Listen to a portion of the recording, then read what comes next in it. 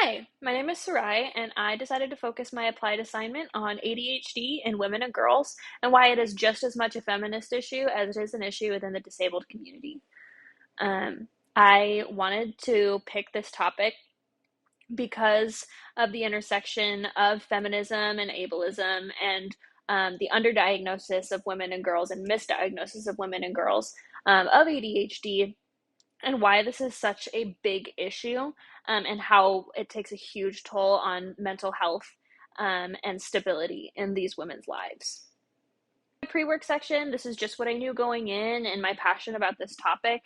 The focus was kind of on inclusion and accommodation, or at least it was at first, and how those accommodations for women and girls, especially like in an educational or professional setting, can kind of be overlooked in regards to what they need and what can make them the most successful, especially in contrast to their male counterparts.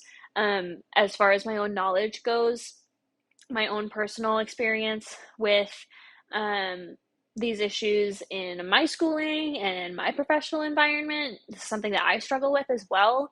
Um, and also having done some research about this topic through a feminist lens and other women's studies classes that I've taken. But I wanted to take a look at it through just kind of from a different angle, as far as how this is an issue in the disabled community as well. For my interview, I picked a childhood friend of mine. Their name is Rye Bepko, who has firsthand experience navigating ADHD as a young woman in the Texas public school system. Um, Rye is an assigned female at birth, femme presenting non binary person. And I think that they just had a really unique perspective in terms of their experiences and how things can be a little bit more difficult for feminine people, for people assigned female at birth who struggle with ADHD as well. So let me introduce you to Rye. Rye was diagnosed with ADHD very young and went to the same Texas public schools that I went to. I'm located here in Texas, and there can also be a little bit of tension when it comes to mental health and receiving accommodations down here in the South, which is another issue entirely. Um, but I think Rye had a really unique perspective, both as a queer individual, as a femme presenting person, as someone who experiences life as a biological female, as someone who went through the public school system and struggled with ADHD. And all of those things really intersected and made it sometimes very difficult for Rye to access accommodations and have an easy educational experience because of their gender and how often stereotypes interfered with her social and academic goals. For example, hyperactivity presenting itself in being talkative and then just being told that she's chatty, or having very strong emotions about something and feeling very overwhelmed or overstimulated by those emotions, and then them being called dramatic instead. Very minimizing experience, and I'll go into that a little bit further in a little bit. As far as course materials go, this article from NPR kind of shined a light on how invisible disabilities such as developmental disorders, neurological disorders, things that you might not be able to necessarily see with your eyes at first glance, sometimes have a harder time receiving accommodations or being included in society or receiving the help that they need, because people will automatically assume because they can't see anything is wrong with you that nothing is wrong.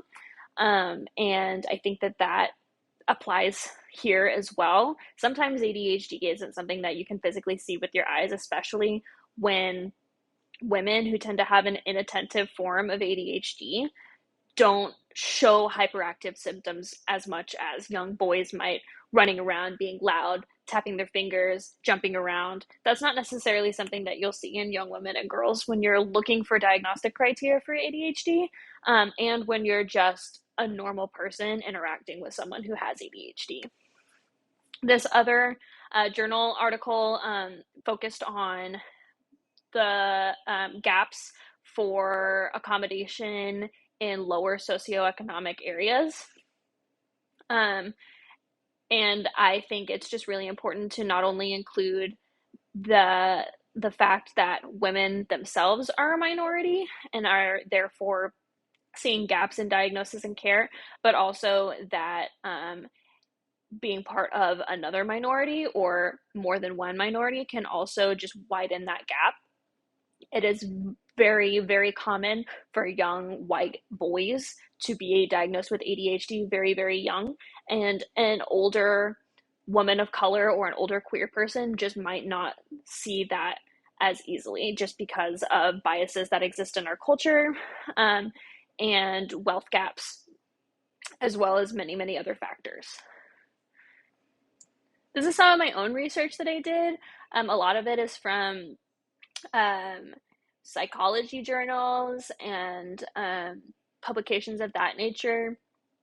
One of the biggest things that, um, or one of the things that was probably the most important to me was learning that ADHD is not just misdiagnosed and underdiagnosed, but it's also undervalued and often invalidated for women. We have a very specific picture of what ADHD looks like in the media, and just between one another is what we're trained for it to look like as a society. And the type of ADHD that we normally see presented is going to be hyperactive type ADHD, which is a form of ADHD that is, as the name suggests, is very hyperactive, can't sit still, can't focus, can't stay organized, just very minds going a mile a minute type behavior.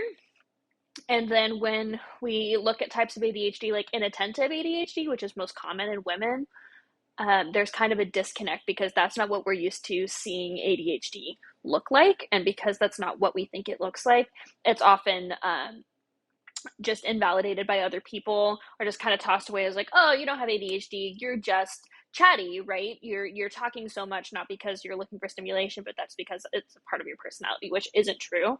And those symptoms are often just invalidated. Um, Looking back at my notes, ADHD also seems to have this idea of mutual exclusivity with things like succeeding in school, or being just for children, that there can't be adults that struggle with these issues, which is very harmful, especially to women who are being diagnosed later in life who have been experiencing these symptoms since childhood. There's also a lack of research in terms of ADHD in women. Women did not begin to be included in ADHD research, depending on what source you look at, either in the 1970s or the 1990s, which is not very long ago. So we don't really have a whole lot of information to go off of in terms of resources for women with ADHD. Um, and the acronym itself, ADHD, can be misleading because the H, the hyperactive in ADHD, sometimes makes you think that it's indicative of only hyperactive behaviors, which is not true. And the D for deficit, attention deficit hyperactivity disorder, suggests that there is not enough attention, when what seems to be the case is that there is too much attention and the inability to regulate it.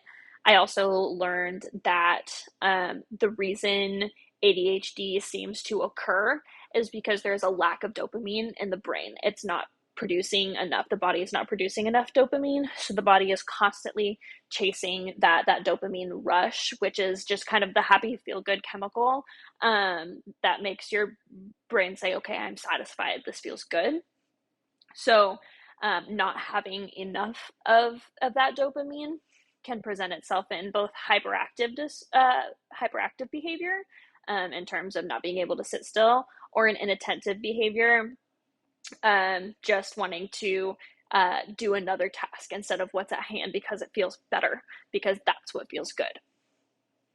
I also watched this awesome TED Talk by Martha Barnard Ray. I think that she is super funny and super awesome. I really encourage you to watch it. I'll link it for you. But she just does an awesome job of explaining how she doesn't just see ADHD as a hindrance to her, and that's not to kind of go into that cliche of like every disability is a superpower, because oftentimes it can make your life harder. But she also goes on to explain that yes, there are everyday tasks like going to the grocery store and knowing what I need from home, procuring that thing from the store and bringing it back home. Those tasks are difficult for me, but she has this amazing ability to multitask and think in ways that maybe a neurotypical person might not. And I think that that's really important to shine a light on, because being neurodivergent does not mean that you are less capable. It just means that your capabilities in different areas might be heightened or lowered depending on the disorder that you have. And here's just some more evidence of my interview and my chats with Rye. Um, I think that Rye's individualized experience obviously does not represent every lived experience of a woman or assigned female at birth person that has ADHD. It's definitely, again, a very individualized experience.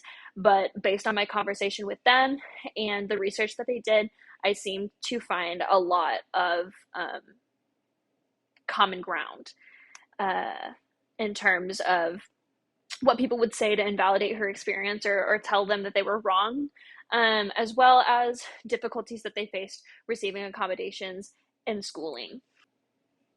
I learned a lot that I didn't know, even though I thought I knew a lot about this topic already. I learned that underdiagnosis is not just linked to subconscious bias like I thought it was. I thought it was just people thought women couldn't have ADHD and that's why it was underdiagnosed.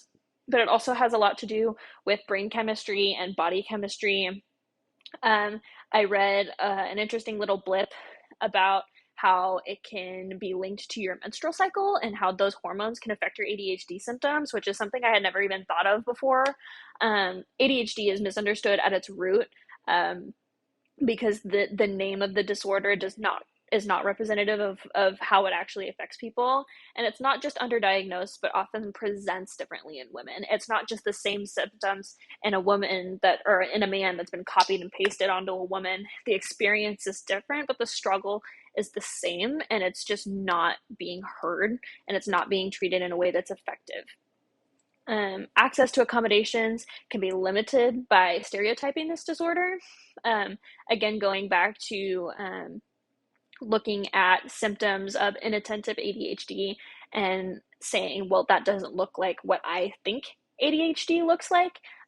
This is often happens again in the healthcare system and in getting accommodations for school or work, because we have a familiarity with a stereotyped version of ADHD. Then people who do not have those stereotypical symptoms are then at a disadvantage. And that's really difficult to live with. And validating this disability is a core step in including ADHD as well as other neurodiversities into our society. Because again, having a neurodivergence does not necessarily make a person more or less capable than another person, but no, understanding that those capabilities may be greater or less than your individual capabilities as a neurotypical person. Forgot the word there for a second. As a neurotypical person, and just understanding and validating that is really, really, really pivotal in including those people in society. These are just some questions I have going forward. I definitely will continue to do research about this topic because I think it is so interesting and so important. Things that I want to know are steps that can be taken to improve research and pre-existing ideas about ADHD. How can I as a person, how can you as a community help people who are at a disadvantage? Because a lot of women are. What steps need to be taken to improve attitudes and understanding of ADHD? I want to know what I can do to be a part of that. I kind of want to know the history behind why ADHD is seen as a disorder for young boys instead of something that anyone can have. Because if we think of something like depression or, being paraplegic or something like that, that isn't something we necessarily see as gendered. And so I'm just curious as to where that started and what the history behind that is, because I think that would be really interesting to learn about.